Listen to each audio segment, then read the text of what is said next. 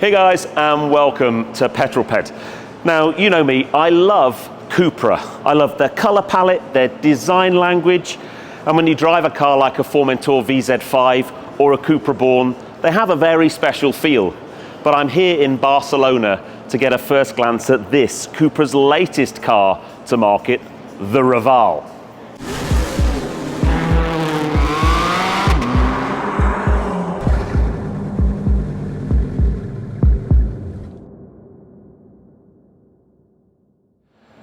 So here it is, the Raval. Now you may be wondering why I've come all the way to Barcelona. Well, a couple of reasons. Firstly, the name Raval comes from the El Raval district here in Barcelona, a youthful, creative part of the city that has a really cool vibe, and that kind of carries over into the design of the car.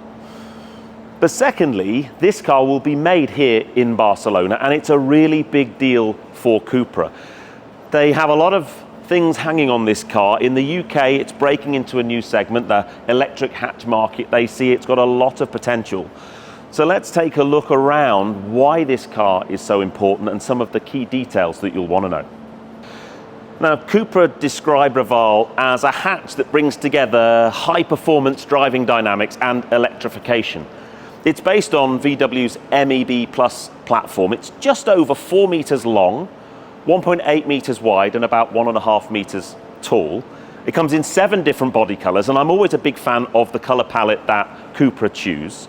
And then from a wheel point of view, depending on the trim level you choose, there's a range of 17, 18, or in this case, 19-inch wheels. And I think the side profile looks really nice.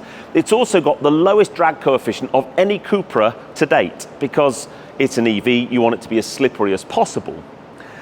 But I think when we look at this car, for sure we're going to have a look at the numbers and the performance stats, the things that you'll want to know. But there's other things in the design language. There's a big thing around lighting.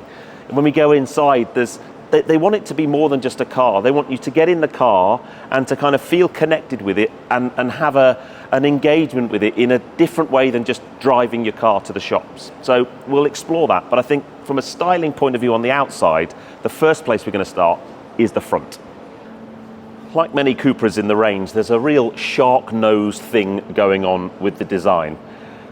I really like the angles and the creases that Cupra build into their cars. With Raval, the first bit you see is these striking headlights. They've got some really cool welcoming patterns and so on, but there's these 3 lighting elements there, daytime running lights. And then you can opt, this car doesn't have it, you can opt to have an illuminated front Cupra badge. And then the detailing of the grills, it's a really nice front end. The only bit I find a little bit incongruous is you've got the front bumper, and then instead of it having a continual sweep around the side and having a continual wing up to the A-pillar, there's a break just there. And when the covers came off today, the first thing my eye was drawn to was that line there, that connection between the wing piece and the front bumper. And I think it's a shame. If that was a continuous piece, and I'm pretty sure it's probably, there's a combination to do with repairing crash damage, because if you had the whole front piece as a clam, maybe it would be a bit more expensive to repair. But not a fan of that. But everything else, I love these creases in the bonnet here. It gives the car a really purposeful, sleek front end. Very nice. As we move down the side, the one thing they're making a big thing about as well is these sleek door handles that pop out when you open the car. Again, that's all for aerodynamic efficiency as well. Next up, let's have a look at the rear.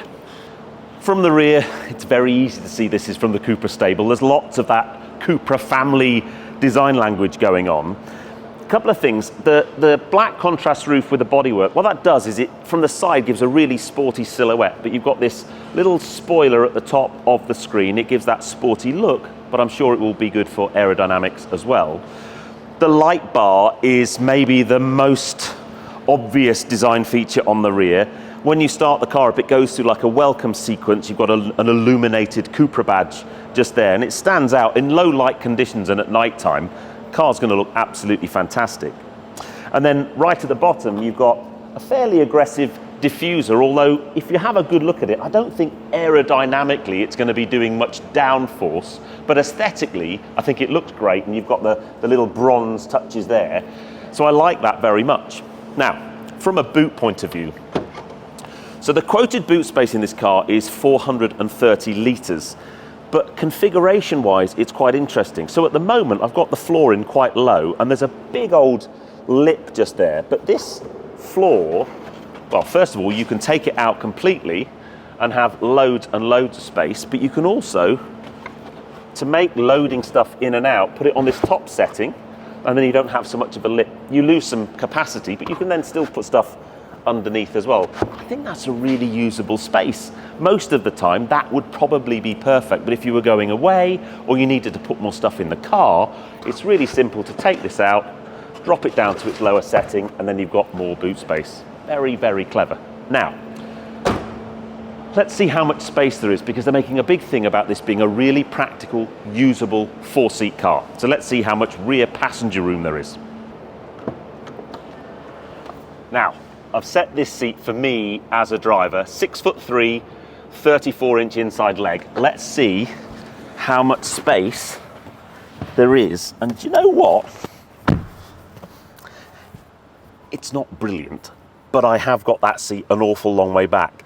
If you look at this passenger seat that's a bit further forward, actually it's not too bad. And I'm either a good person to be sat in the back to demonstrate how much space there is in a car, or a bad one. But it's all right. I wouldn't want to be in here for a long time. But as soon as you get into this car, the one thing you realise is the interior trim, the fit and finish is really special. It's got a full glass pan roof, which I like very much, and these seats look really cool. So next thing I want to talk about though are all the different options in terms of power and battery and range and all the stuff that you want to know. Raval has 4 trim levels: Core, V1, V2 and VZ that we have here at the studio. It has 2 battery sizes, a 37 and a 52 kilowatt hour, and 4 power options at 116, 135, 211 and 226 horsepower. The small battery supports up to 11 kilowatts AC charging and 90 kilowatts DC charging, and will give approximately 300 kilometers of range. The large battery supports 11 kilowatts AC and up to 130 kilowatts DC, with approximately 400 to 450 kilometers of range. Now, for sure, there's a lot of numbers to remember there, but we're in the top spec VZ, and for me, this car is going to live and die by how it drives. And unfortunately today, I'm not going to be able to explain that to you. It's just a static preview.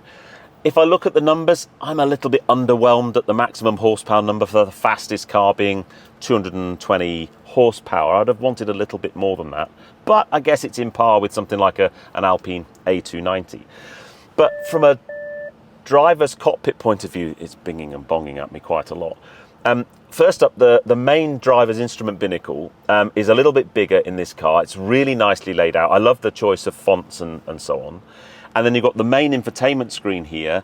That's running Android as an operating system. And you can download and customize it. There's something like 130 apps that you can choose from to download and watch things like Netflix or Amazon Video on there when you're parked up, obviously. And then the seats, there's a couple of different seat options, but these are typical Cupra. They look really cool. What I love about Cupra is their design is so important to them. The seats look great. They've got these lovely bronze touches everywhere, or sorry, copper. I know I get into trouble calling it bronze. But there's other things going on in here as well. And you're either going to think this bit's really, really cool, or you're going to think it's a bit naff. I personally quite like it. So when I read the press briefing, they talked about all this interior lighting and projection of lighting onto the door panels. And I'm like, what's that going to be? Well, I can show you. If you go into here, I've got some background lighting. At the moment, it's turned off. But if I were to press Core, for example, first things first, I've now got on the door panels here, and I'll get some B-roll so you can see it. I've got some projection, and it also goes all the way around. And I'd imagine in the dark or low light, it's going to look absolutely mega. And there's a whole range of different forms, and it's just about making the drive a bit more of an event. So you get in the car, and the car's, you know, got all this really cool color. This has got a Sennheiser stereo with 12 speakers, over 450 watts of power, so it sounds amazing apparently. And it's all about that get that engagement with the car that keeps beeping at you, but modern cars beep at you all the time. You can knock yourself out and play on this for ages and ages. You can do an individual one and start setting colours and brightness and all kinds of things. But I quite like that. There's a little projection thing either side of the dash that projects the light onto the doors. So yeah, one of those things. I read it in the press briefing and went, that sounds a bit naff. You get in the car and actually it's really very cool. So yes, it's a really nice interior. The last thing to mention, because I can't sit in a VW Group or a Cupra without mentioning it, thankfully all the haptic buttons on the steering wheel that were the bane of the Cupra Born, they've gone. They're all real buttons now, and it's a really nice layout, and I'm pretty sure when you've got your hands at 1/4 and 1/4, your inside parts of your palm aren't going to start turning the radio on and off like they did in the Born. You've still got the heater controls on here and in the screen like VW Group. I'm not the biggest fan of that, but I'll forgive it because I expected it to be like that. But all in all, really nice in here. Very good. Now there's going to be 3 launch edition Ravals. There's the VZ Extreme, Dynamic Plus and Dynamic. Now we're with the VZ here in the studio. Price range in the UK is going to be from around about £23,000 for the entry-level car, which I believe is the cheapest Cupra so far, up to about £37,000, £38,000 for the top spec car, which again, I don't think is too bad. But the VZ, it's all about the dynamics of driving, and there's a few really cool things in here. It's got what's called one box, and they basically merged the braking system and the electronic stability control systems into one. It has an electronic limited slip differential. Compared with other cars that use this same platform, the suspension rides lower. It's got a slightly wider track on it, just to give dynamics. And I think for me, the aesthetics on the outside and the inside, I like a lot. But for me, this car is going to be all about how it drives. And in the press briefing we had today, we were assured that it was a brilliant car to drive. And I look forward to having my first drive later this year. Will it be the success that Cupra hope it will be? I honestly hope it is, because I'm a big fan of the brand. I like what they're doing. I like the styling. And from what I've seen today, I think it's got lots of strong points in the car. I'd like a little bit more power. It will still do 0 to 62 in just under 7 seconds. It's got an e-launch capability. The really cool thing, many people will criticize Formula E and say it's not a relevant form of motorsport, but Cupra have been involved in Formula E for a long time now. And what's really interesting with this car is there's lots of the learnings and takeaways from Formula E in this car, especially to do with power and torque delivery, traction control systems, battery management systems, and if you like, just the dynamics of driving. So if they can take that and put it into this car, it should be an absolute riot to drive, and I can't wait. Anyway, let me know what you think of the Cupra Raval. Put it in the comments below. But if you've enjoyed that one, please give me a thumbs up. Comments below are always welcome, and if you haven't done so already, please subscribe to Petrol Ped for plenty more content to come, and I'll see you on the next film. You take care, guys. Drive safe.